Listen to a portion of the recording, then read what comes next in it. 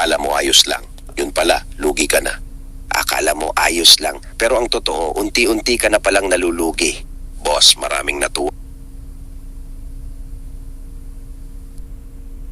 Maraming naliwanagan sa unang video, pero ang daming nagtanong, paano ko malalaman kung tama ang bigat ng baboy kada linggo? Kailan ba talaga dapat mag-shift ng feeds? At paano ko malalaman kung nalulugi na pala ako? Kaya ngayon, part 2 na tayo. Tamang timbang ng baboy. Bawat edad, kahit para sa 5 buwan na pag-aalaga. 1 week old, 2 to 2.5 kilograms. 2 weeks old, 4 to 5 kilograms. 1 month or 30 days, 7 to 8 kilograms. 45 days, 12 to 14 kilograms. 2 months, 20 to 25 kilograms. 3 months, 40 to 50 kilograms. 4 months, 65 to 75 kilograms. 5 months or harvest, 90 to 110 kilograms.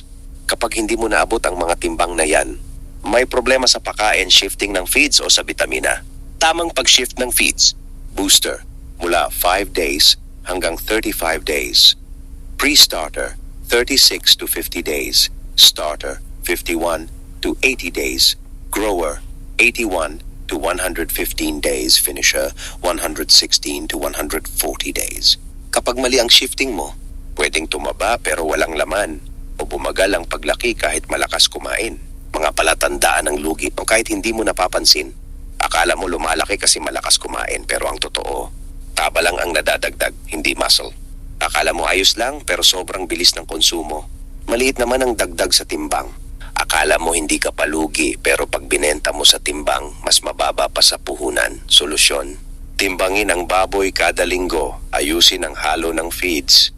Pwedeng gumamit ng corn, rice bran at pig protein concentrate. Ay monitor ang konsumo ng pagkain. Normal feed consumption, 2.2 to 2.5 kilograms of feed per 1 kilogram of weight gain. Panghuling paalala, huwag matakot matuto, boss. Hindi mo kailangang maging eksperto agad. Follow mo ang page. Dito walang sikreto, walang unahan. Lahat gustong umasenso at kasama ka ron. At kung gusto mo ng part 3, comment mo lang. Tuloy ang laban.